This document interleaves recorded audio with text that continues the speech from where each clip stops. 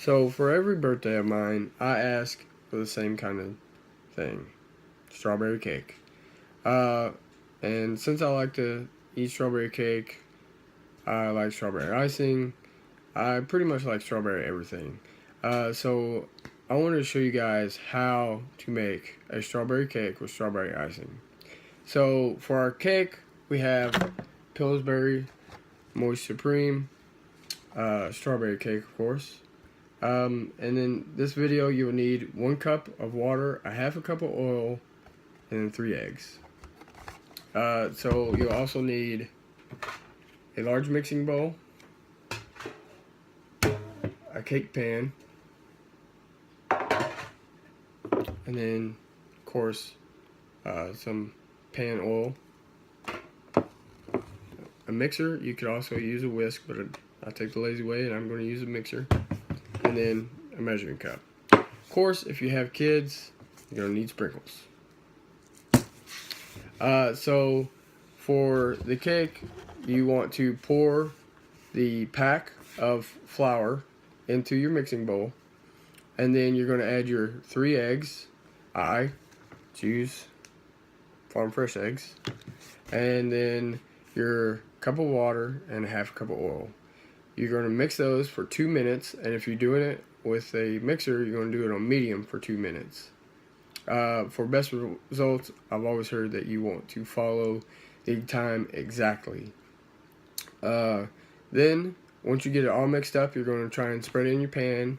A cool little thing that I've recently learned: when you pour your mix in your pan, once it settles, you want to kind of drop it from not very high, drop it down on the table to get all the bubbles, all the air pockets out from the bottom of the cake batter. Before you do any of this, though, you're going to want to preheat your oven, and I always preheat my oven first because it takes the longest, to 350 degrees.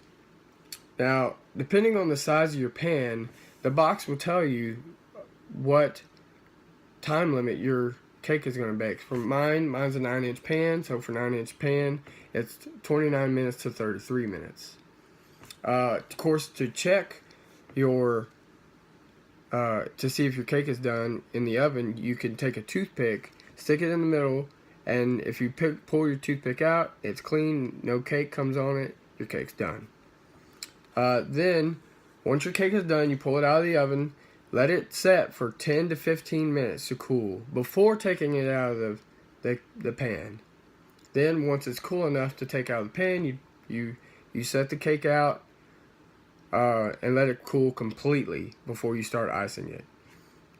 Now, for icing, I chose Pillsbury strawberry icing. And again, I have kids, so they wanted to put on sprinkles. So we have a cake plate that we use to put our cake on, and when